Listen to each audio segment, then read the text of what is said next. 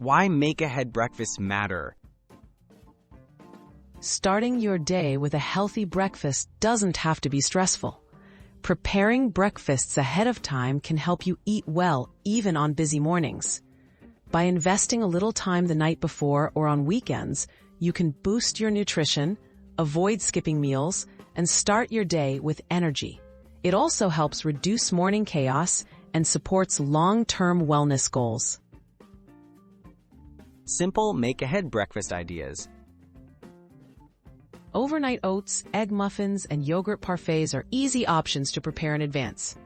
These meals can be tailored to suit different tastes and dietary needs. Try mixing oats with milk or yogurt and fruit, or cook eggs with veggies in muffin tins. Store them in the refrigerator, so your breakfast is ready to grab and go whenever you need it. Nutrition tips for a balanced start. Aim for breakfasts that combine protein, healthy fats, and fiber. Incorporate foods like eggs, Greek yogurt, nuts, berries, or whole grains. A balanced breakfast helps keep you full longer and stabilizes blood sugar. If you have dietary restrictions, choose ingredients that work for you, such as plant-based milks or gluten-free grains.